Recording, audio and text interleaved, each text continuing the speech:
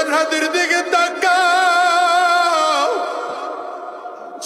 আল্লাহর বান্দা জমিন থেকে বিদায় বিদায়। টকবকে একজন যুবক মানুষ, কেউ ভাবে নাই, কেউ ভাবেও নাই।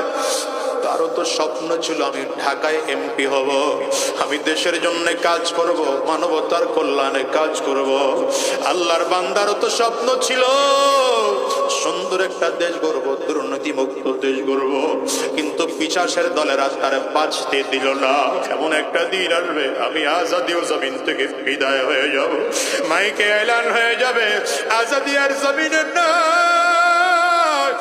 আরে দুনিয়ার যুবক, একটা বারের জন্য এইসব মিলাও, এই দুনিয়া কিছুই না রে ভাই। কোন দুনিয়ার জন্য পাগল হয়ে গেল? এই দুনিয়া তোমার না।